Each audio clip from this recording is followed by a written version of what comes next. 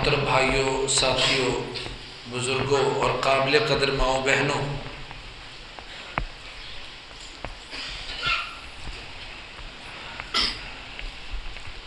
والدین اپنے بچوں کے لیے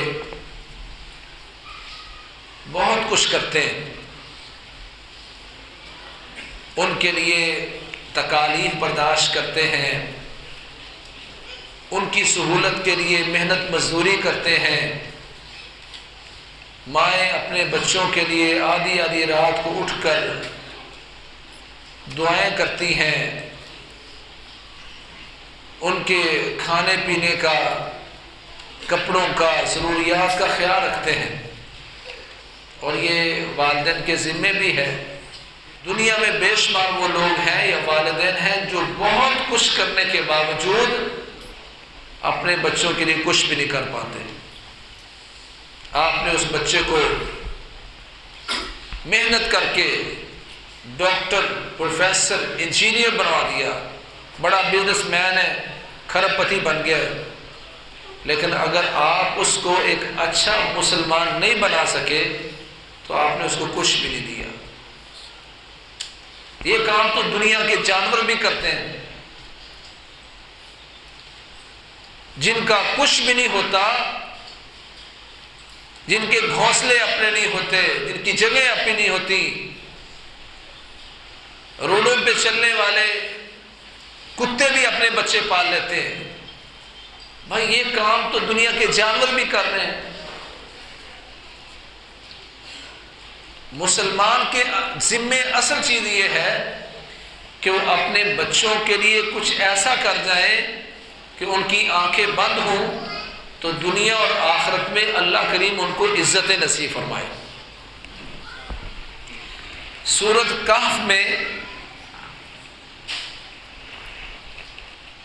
جب حضرت خضر نے اور حضرت موسیٰ علیہ السلام نے کسی علاقے میں جا کر ان سے کھانے کا مطالبہ کیا کہ ہم یہاں مسافر ہیں، ہمیں کچھ کھانے کو دو، تو انہوں نے کھانے کو کچھ نہیں دیا۔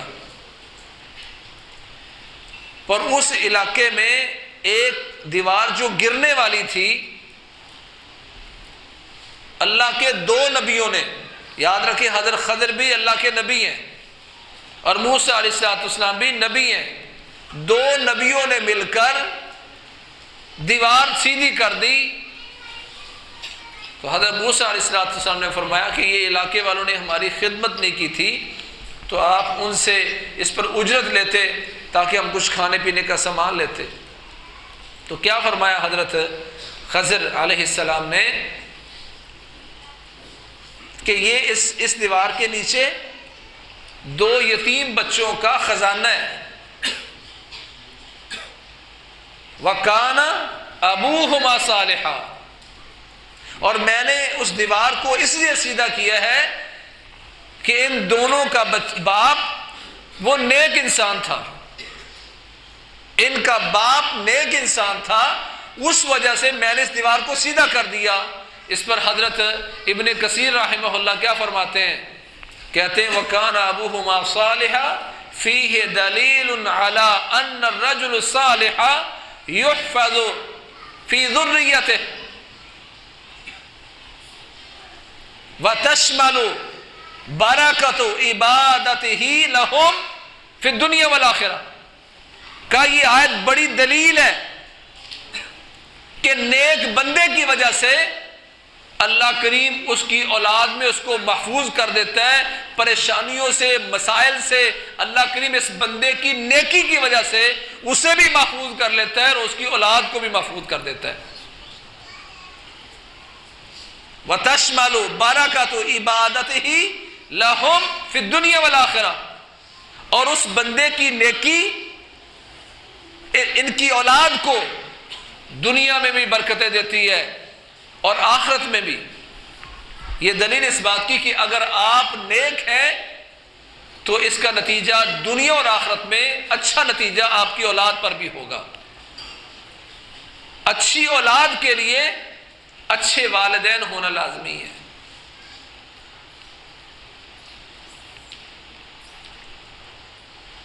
یہ واضح دلیل اس بات کی۔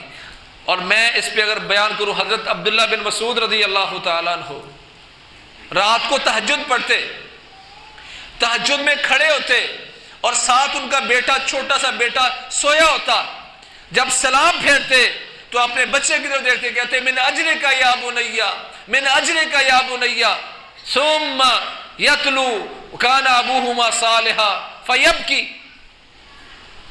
سلام پھیرتے تو اپنے بچے سے کہتے اے میرے بیٹے من اجرک یا بنیا، من اجرک یا بنیا، بیٹے تیری وجہ سے لمبی لمبی رکعتیں پڑھ رہا ہوں، تہجد کی لمبی لمبی قراتیں تیرے لیے کر رہا ہوں۔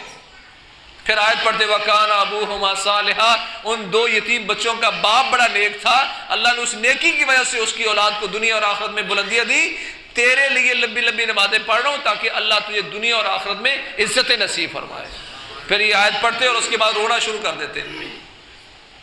آج میں کہتا ہوں پورے حیدرآباد میں کوئی ایک باپ یا ایک ماں دکھا دو جو رات کو اپنے بچوں کو دیکھ کر تہجد پڑھتی ہے اور کہتی ہے تمہاری وجہ سے میں نیک بنوں گی تو اس کا نتیجہ تمہاری زندگی میں آئے گا۔ یہ آیتیں پڑھ پڑھ کے روئے کہ میں تمہارے لیے لمبی لمبی نمازیں پڑھ رہی ہوں، میں تمہارے لیے لمبی لمبی نمازیں پڑھ رہا ہوں، نہ اس طرح کا باپ کو ملتا ہے، نہ کوئی ماں اس طرح کی ملتی ہے۔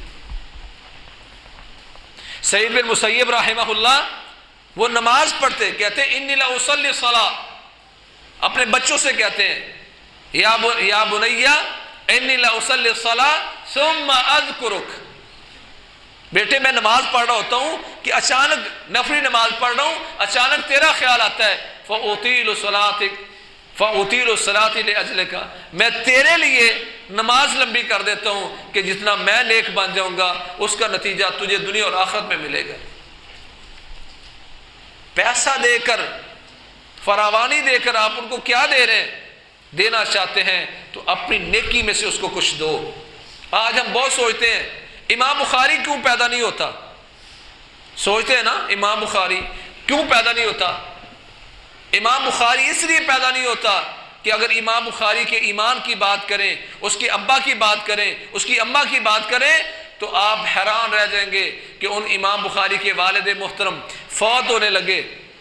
واللہ جن والدین نے نیکی اپنائی ہوتی ہے ان کی اولاد کا مستقبل دنیا اور آخرت میں بہتر ہو جاتا ہے۔ فوت ہونے لگے امام بخاری کے والد امام اسماعیل تو کہتے ہیں واللہ ما ترکت فی مالی درہم من حرام ولا درہم شبۃ، کہتے ہیں ساتھیو آج اللہ کی قسم ہے فوت ہونے لگا ہوں، میرے مال میں ایک درہم ایسا نہیں ہے جو حرام کا ہو اور ایک درہم ایسا نہیں جو مشکوک ہو۔ کہ آج میں بھی یہ دعویٰ کر سکتا ہوں کہ میرے مال میں ایک روپیہ بھی حرام کا نہیں ہے اور ایک روپیہ بھی مشکوک نہیں ہے۔ جنہوں نے اپنے بچوں کے لیے، ان کی دنیا کے لیے، ان کی آخرت کے لیے، دنیا اور آخرت کی شہرت کے لیے، ساری دنیا میں صحیح بخاری پڑھنے والے امام بخاری کے لیے جو دعائیں کرتے ہوں گے والدین کو ڈائریکٹ پہنچ رہی ہیں، قربانیاں دی انہوں نے اپنے بچوں کے لیے۔ میں اچھا گھر، اچھی کوٹھی، بنگلہ، فلیٹ، لمبی گاڑی دے کے سمجھا میں نے بچے پر بڑا احسان کیا۔ اگر آپ نے اس کو اچھا مسلمان نہیں بنایا تو آپ نے کوئی اس پر احسان نہیں کیا۔ کہاں گئی وہ مائیں جو اللہ سے رو رو کے اپنے بچوں کی نیکی کے لیے، صحت کے لیے، ان کے مسائل کے لیے دعائیں کریں اور اللہ تعالیٰ ان کو ان کے منہ سے دعا نکلے اور اس کو قبول فرما لیں۔ آج ان والدین کی صالحیت، ان کی نیکی ان کی اولاد میں پینیٹریٹ کرتی ہے، دنیا اور آخرت میں اس کا فائدہ ہوتا ہے۔ اور امام بخاری کی والدہ نے کیسی دعا کی، بینائی ایسی واپس ہوئی کہ امام بخاری رحمہ اللہ نے اپنی کتاب التاریخ کہاں بیٹھ کے لکھی تھی؟ چاند کی روشنی میں۔ ماں کی دعا کی برکت کی وجہ سے اللہ نے ایسی بینائی واپس لوٹائی۔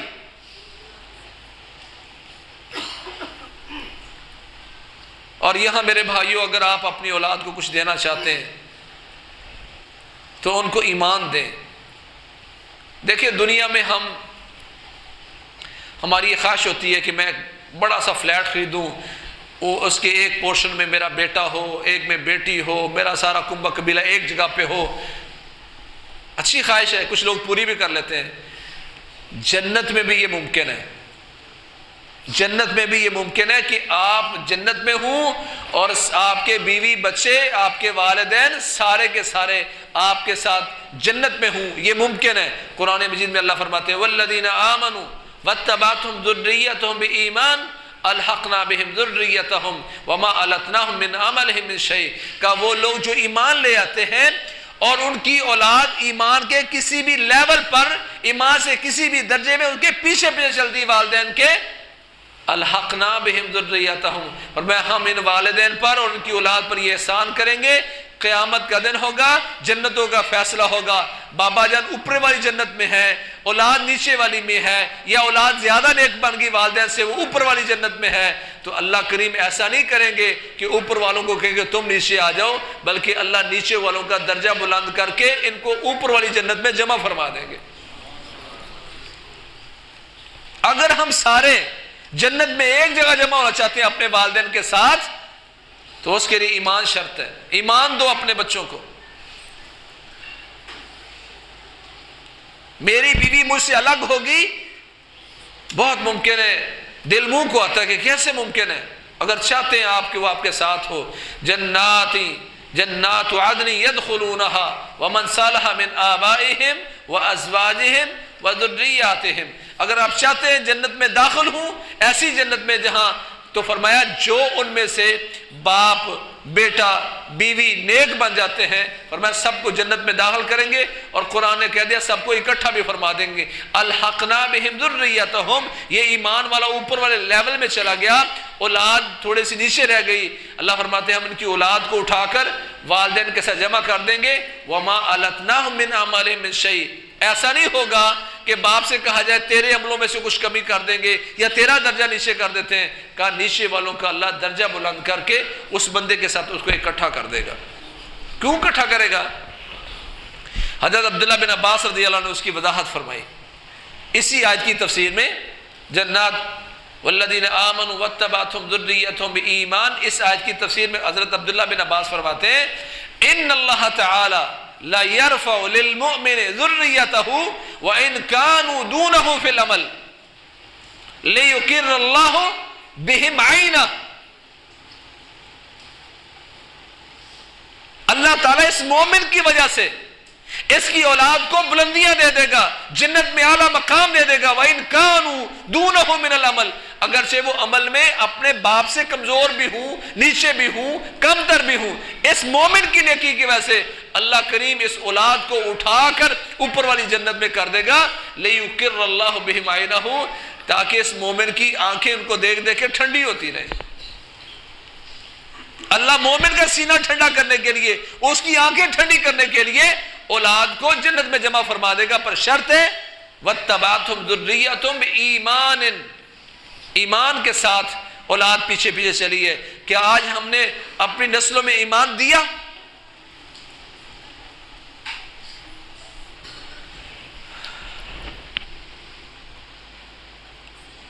حضرت عبداللہ بن مسعود رضی اللہ تعالیٰ عنہ تہجد پڑھ رہے ہیں، لمبی لمبی رکعتیں پڑھ رہے ہیں، ساتھ بیٹا لیٹا ہوا ہے، اس کو دیکھ کے کیا کہتے ہیں من اجرے کا یا بنیا، من اجرے کا یا بنیا، بیٹا تیری وجہ سے لمبی لمبی رکعتیں پڑھ رہا ہوں، تیری وجہ سے تہجد پڑھ رہا ہوں۔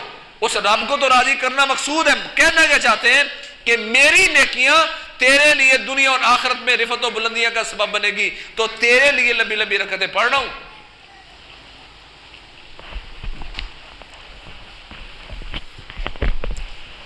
منصور خلیفہ بنا، لوگ اس کو مبارکباد دینے آ رہے تھے، کوئی ادھر سے آ رہا ہے کوئی ادھر سے آ رہا ہے۔ ایک اس وقت کا بڑا اچھا عالم مقاتل بن سلیمان، وہ مبارکباد دینے آیا منصور کو، تو جیسے باقی لوگوں نے اس کو کہا تو خلیفہ بن گیا ہے، تو امیر المومنین بن گیا، اس نے کہا یار مجھے نہ تو کوئی نصیحت کر، تو عالم ہے، مبارکباد کو چھوڑ، نصیحت کر کوئی۔ اس نے کہا نصیحت کروں جو میں نے سنی ہے یا نصیحت کروں جو میں نے دیکھی ہے؟ اس نے کہا یار کو نصیحت وہ کر جو تو نے دیکھی ہے۔ اب بیان کر رہے میں نے کیا دیکھا ہے، آپ کی نیکی، آپ کی صالحیت اولاد کو کیسے دنیا اور آخرت میں اوپر لے جائے گی۔ کہتے ہیں میں نے عمر بن عبدالعزیز کو دیکھا.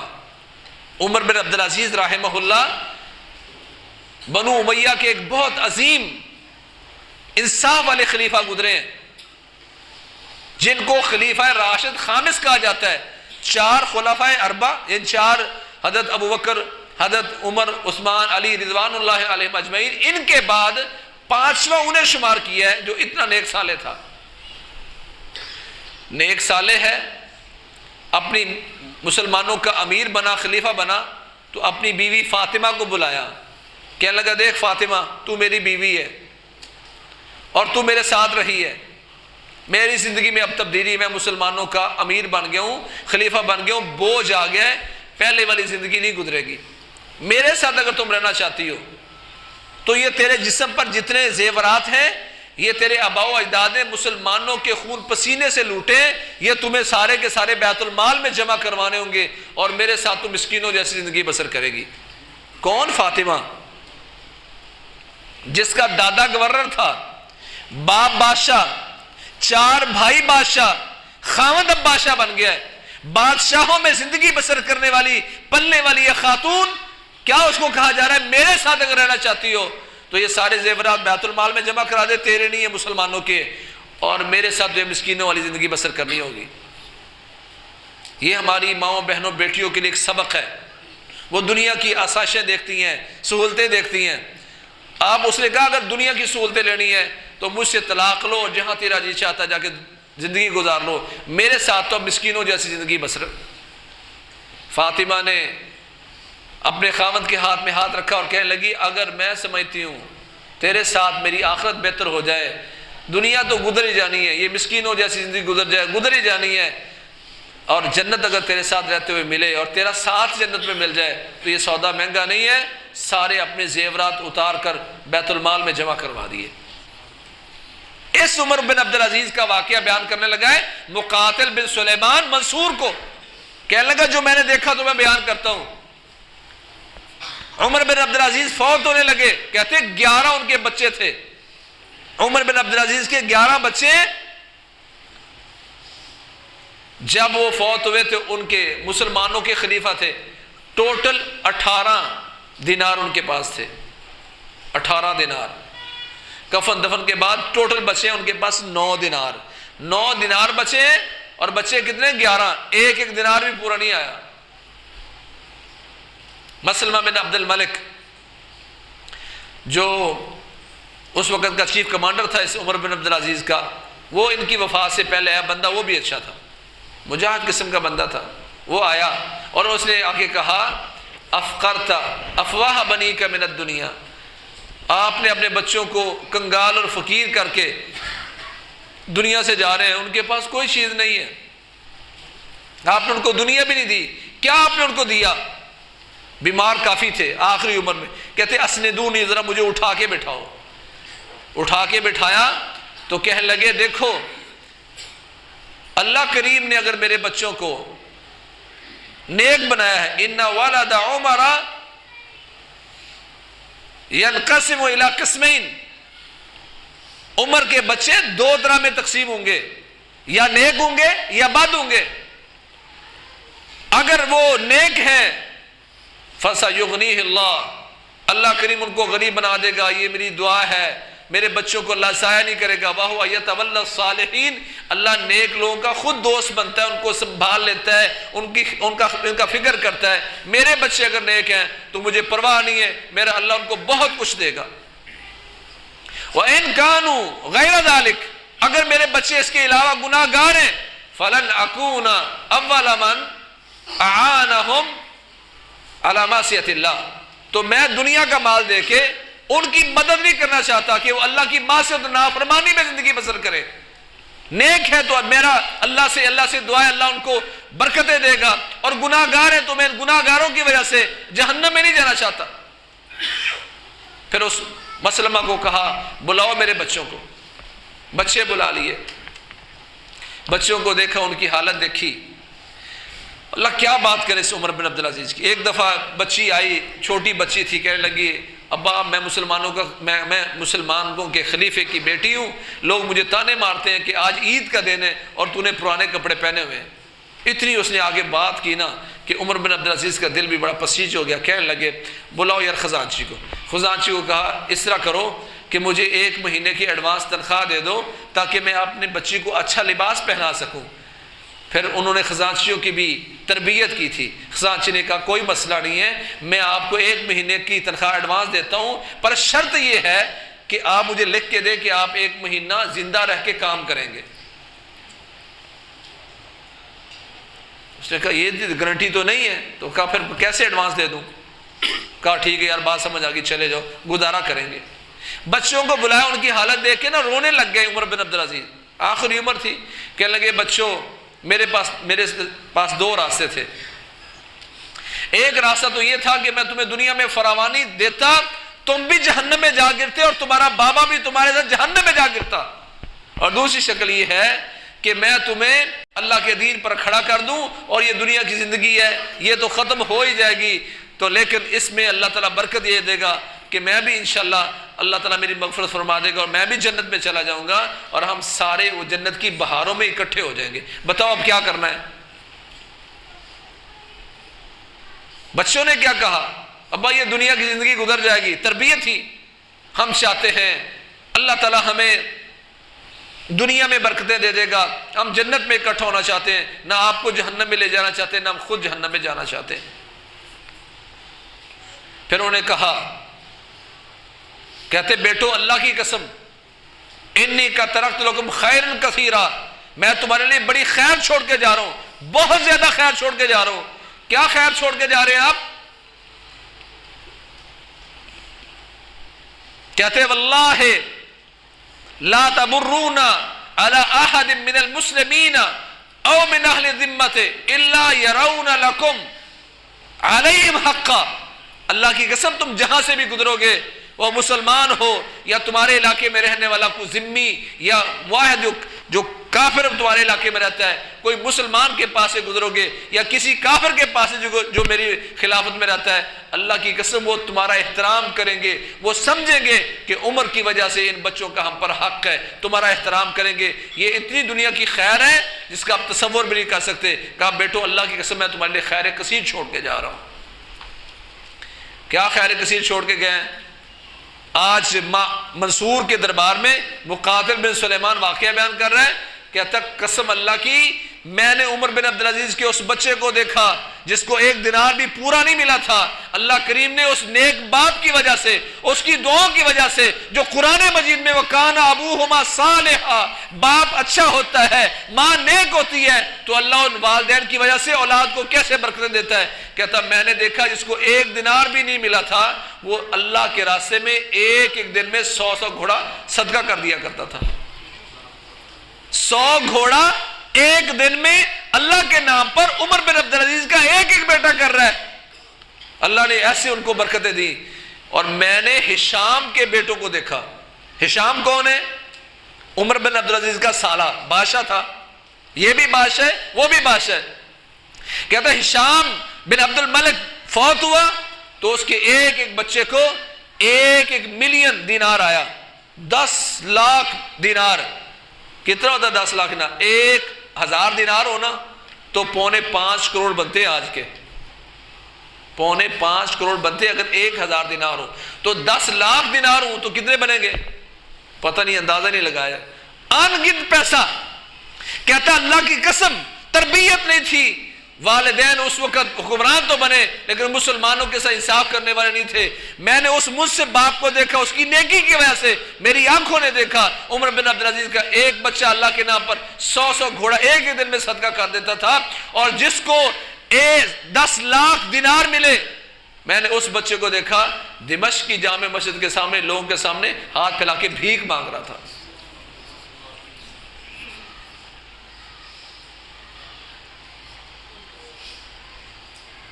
اللہ نے قرآن میں ہمیں تنبیہ کی ہے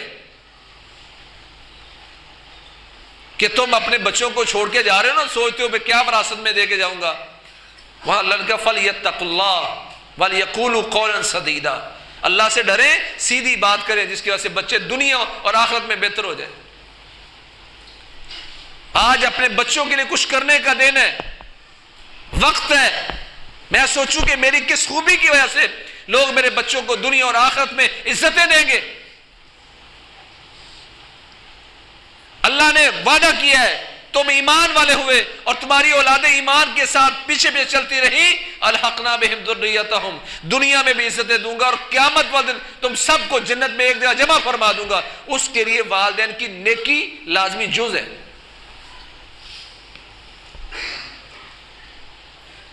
میں اپنے بچے کو کیا دے رہا ہوں؟ دنیا کی آسائش، دنیا کا مال و متاع، دنیا کی اچھی شہرت، اچھی کوٹھی بنگلہ؟ بھائی یہ آپ نے دیا بھی تو ذالک مبلغہم من العلم، یہ تمہارے علم کی انتہا ہے۔ یعلمون ظاہرا من الحیات الدنیا، یہ تو دنیا کی رنگینی دیکھتے ہیں، آخرت سے بالکل یہ غافل ہیں۔ خلاصہ میرے بھائیوں بات کا یہ ہے، اگر ہم چاہتے ہیں اپنے بچوں کو دنیا اور آخرت میں بلندیاں دیں تو امام حضرت ابن کثیر رحمہ اللہ نے وَكَانَ أَبُوهُمَا صَالِحًا کی تفسیر میں لکھا کہ وہ بچے یتیم تھے، ان کے باپ کی نیکی کی وجہ سے اللہ کریم نے 2 نبیوں کو مقرر کر دیا کہ ان کا خزانہ ننگا ہونے والا ہے، دیوار گرنے والی ہے، ہیلا بہانہ بنا کر، حکم دے کر، راستہ اس طرف بنا کر اس طرف بھیج دیا کہ میرے نیک بندے کی اولاد دنیا میں ضائع نہ ہو جائے، ان کا خزانہ لوٹ نہ لیا جائے۔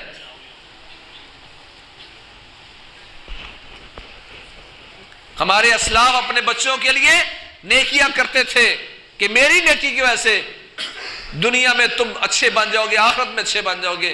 میں نے کبھی سوچا صبح سے لے کر شام تک نیکی کے اعتبار سے میرا کیا شیڈیول ہے؟ میں اللہ کے دین کے لیے کتنا ان کو کھڑا کر رہا ہوں؟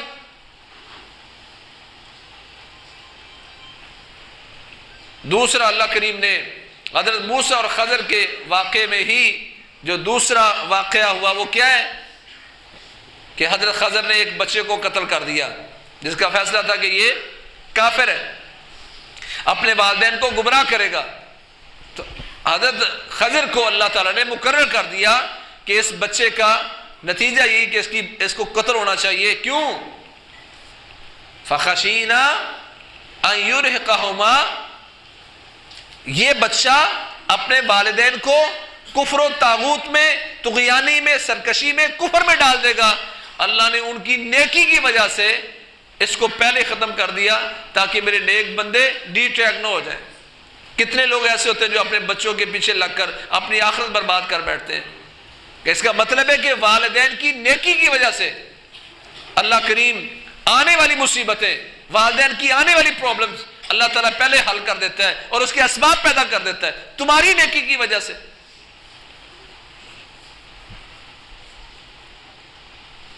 صرف ایک نقطہ میرے ذہن میں آ جائے کہ میری نیکیاں، میری نمازیں، میرا اللہ کے نام پر خرچ کرنا، میرا دعائیں کرنا، قرآن مجید کی تلاوت کرنا، مائیں بھی سوچیں، باپ بھی سوچیں کہ ہماری نیکیوں کا میری اولاد کو دنیا اور آخرت میں فائدہ ہے۔ آپ نے سکول پڑھایا، ان کو کالج دیا تو کیا دیا؟ آپ نے دنیا دی نا، پر آپ کی نیکی نے اس کو دنیا اور آخرت میں عزتیں دی۔ امام ابن کثیر کیا فرماتے ہیں؟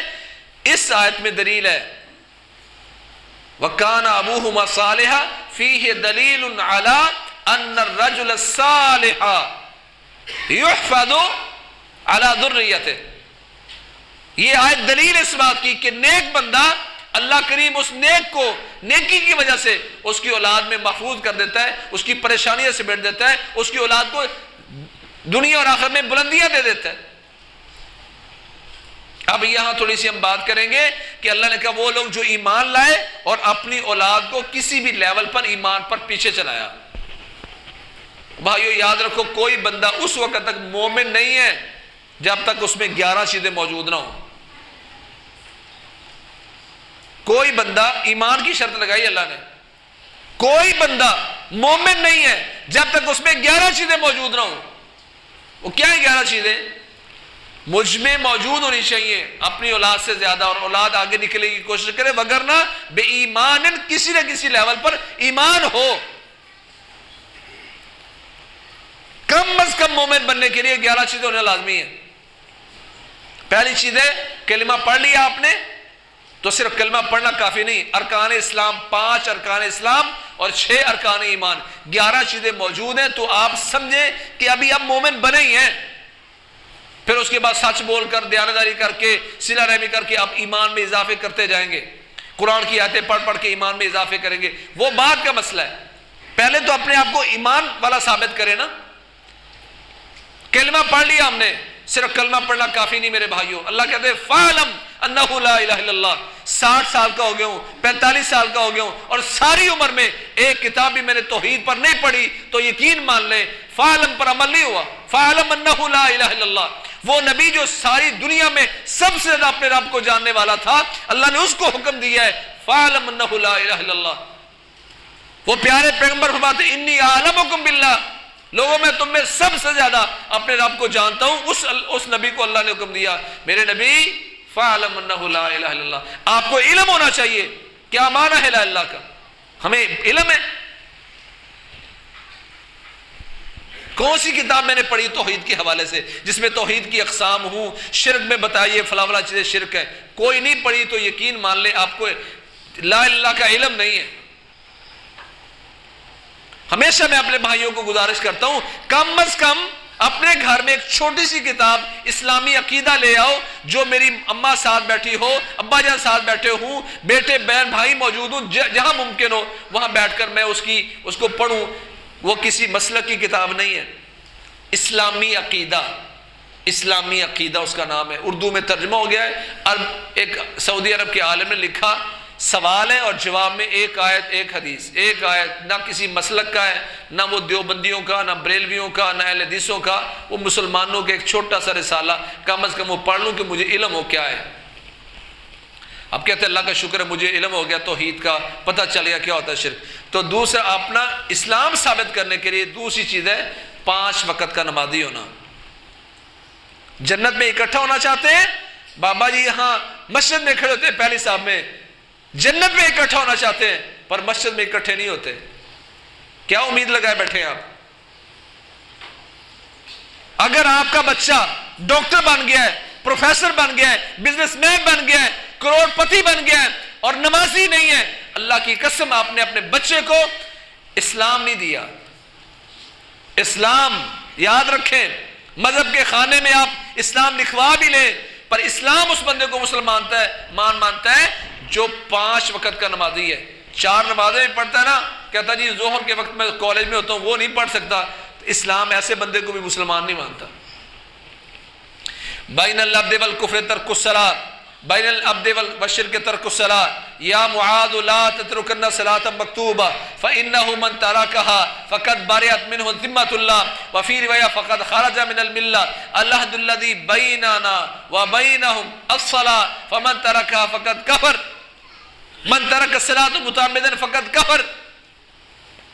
وَأَقِيمُوا الصَّلَاةَ وَلَا تَكُونُوا مِنَ الْمُشْرِكِينَ. کتنی آیتیں پڑھوں، کتنی حدیثیں پڑھوں جس میں محمد کریم صلی اللہ علیہ وسلم نے تعلیم دی دنیا کو کہ لوگوں سن لو، مسلمان اور کافر کے درمیان فرق نماز ہے. مسلمان اور کافر کے درمیان فرق نماز ہے، مسلمان اور مشرک کے درمیان فرق نماز ہے. اے معاذ کبھی فرضی نماز نہ چھوڑنا، جس نے فرضی نماز چھوڑی اللہ اسے لا تعلق ہے. اور ایک روایت میں آتا ہے وہ دین سے نکل گیا. فرمایا ہمارے اور منافقوں کے درمیان جو معاہدہ ہے وہ کیا ہے؟ نماز. جب وہ منافق نماز چھوڑیں گے انہوں نے بھی کفر کیا. منافقوں کو اس دور میں اپنا اسلام ثابت کرنے کے لیے مسجد میں آنا پڑتا تھا. کوئی منافق ایسا نہیں تھا جو کہے میں مسلمانوں کے ساتھ ہوں اور اس کو نماز نہ پڑھنی ہو. نو نماز اپنا اسلام ثابت کرنے کے لیے منافق کو بھی نماز پڑھنی پڑتی تھی. اور میں ایسا مسلمان ہوں اپنا اسلام ثابت کرنے کے لیے نمازی نہیں ہوں. غلط فہمی میں نہیں رہنا. میرا بچہ بڑا جینیس ہے، تیرا بچہ 5 وقت کا نمازی نہیں ہے تو فرمایا قیامت کا دن ہوگا کانا ما فرعون وقارون وحامان وابی بن خلف. قیامت کا دن ہوگا تیرا بچہ محمد کریم صلی اللہ علیہ وسلم کے ساتھ، صحابہ کے ساتھ نہیں ہوگا بلکہ دنیا کے بڑے بڑے کافروں کے ساتھ. فرمایا پیارے پیغمبر نے وہ فرعون کے ساتھ ہوگا، وہ حامان کے ساتھ ہوگا، وہ قارون کے ساتھ ہوگا، وہ ابی بن خلف کے ساتھ ہوگا.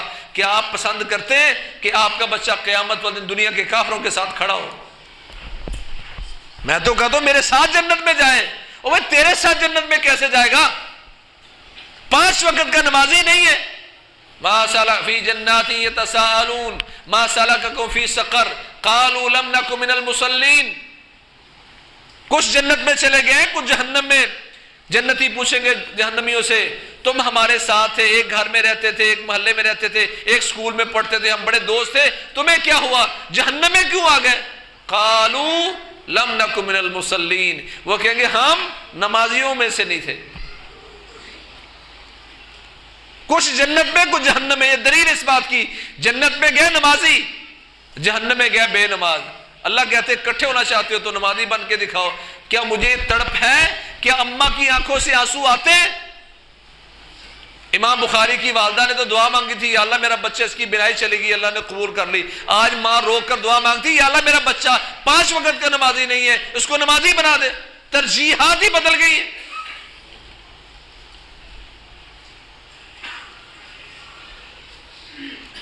جنت پہ لے جانا چاہتے ہو، اگر یہ شوق ہے تو پھر 5 وقت کا نمازی بناؤ انہیں، تڑپو آپ میں۔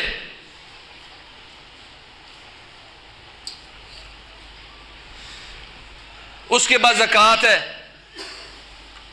اس پر بھی اپنے لوگوں کو اویئرنیس دینی چاہیے۔ اللہ کے نبی نے ضمانت دی ہے، من ادى زکوٰۃ مالہ فقد ذهب عنہ شرہ۔ جس نے اپنے مال کی زکوٰۃ دی نا، اللہ کریم نے اس بندے کے اس مال کو ہر طرح کی پریشانیوں سے محفوظ کر لیا۔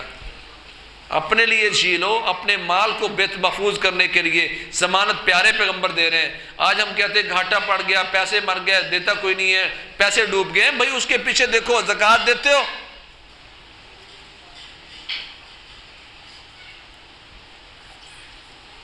روزے، روزے تو وہ رکھے جن کے گھر میں روٹی نہیں پکتی، ہم تو کھاتے پیتے ہیں۔ رسول اللہ صلی اللہ علیہ وسلم شاہ فرمایا، مجھے ایک بڑے دشوار قسم کے پہاڑ پر چڑھا کے لے گئے 2 فرشتے، خواب بیان کیا اپنا۔ جو میں پہاڑ پر چڑھنا تھا تو مجھے بڑی ڈوڑی قسم کی چیخوں کی آواز آ رہی تھی، بڑی خوفناک چیخیں۔ جب میں پہاڑ پر چڑھا تو میں نے دیکھا کچھ لوگوں کو الٹا لٹکایا گیا ہے، اور اس میں لوگوں کو الٹا لٹکا کے ان کے منہ کو چیرا جا رہا ہے، ان کی باتیں چیری جا رہی ہیں، اس سے خون کے فوارے پھوٹ رہے ہیں اور وہ چیخیں مار رہے ہیں۔ میں نے پوچھا یہ کون ہے؟ کہا یہ وہ لوگ ہیں جو روزہ رکھ کر وقت سے پہلے توڑ دیا کرتے تھے۔ جو رکھ کر توڑ رہا ہے اس کی سزا یہ ہے، تو جو رکھتا ہی نہیں ہے اس کے بارے میں کبھی سوچا؟ یہ بھی ہم نے سنا کہ رسول اللہ صلی اللہ علیہ وسلم نے فرمایا کہ جبریل میرے پاس آئے اور آ کے انہوں نے بد دعا کی کہ یا اللہ وہ بندہ جس کی زندگی میں رمضان آیا اور اس کو بخشا نہیں گیا، فَأَبَعَدَهُ اللَّهُ، یا اللہ ایسے بندے پر لعنت ہو۔ بد دعا کی سید الملائکہ، فرشتوں کے سردار نے، اور آمین کہی نبیوں کے سردار نے۔ میرے بھائیوں بتاؤ، جس بندے کے بارے میں یہ بد دعا ہوئی ہے، لعنت کی، اس کا بنے گا کیا؟ اور بڑی معذرت کے ساتھ ہمیں اس طرح کے کئی لعنتی اپنے گھروں میں مل جائیں گے، جو رمضان کے روزے نہیں رکھتے، نمازیں نہیں پڑھتے، توبہ کی توفیق نہیں ہوئی۔ اور یاد رکھو، جہاں لعنت ہوتی ہے، پھٹکار ہوتی ہے، وہاں کبھی اللہ کی رحمت نہیں آتی۔ ہم اللہ سے دعائیں مانگتے ہیں، یا رحمت کی دعائیں مانگیں، پر جس گھر میں اس طرح کے لعنتی موجود ہیں، رسول اللہ صلی اللہ علیہ وسلم ایک سفر میں تھے اور ایک عورت نے اپنی لونڈی کے اوپر لعنت کر دی۔ فرمایا اس اونٹنی کو ہمارے قافلے سے جدا کر دو، الگ کر دو، ہمارے ساتھ یہ اونٹنی نہیں جا سکتی۔ کیوں؟ جہاں لعنت ہوتی ہے وہاں اللہ کی رحمت نہیں آتی۔ اونٹنی پر لعنت کر دے گی، یہ ہمارے ساتھ نہیں جائے گی۔ اماں نے کبھی سوچا، ماں نے یا باپ نے کبھی سوچا یہ لعنتی ہمارے گھر میں موجود ہے، اس وجہ سے رحمت نہیں آتی تو اس کو کہیں نکال دوں؟ سینے سے لگا کے رکھتے ہیں۔ تربیت کرو ان کی، نہ نکالو ان کو، پر ان کو اللہ کے دین پر کھڑا کرو۔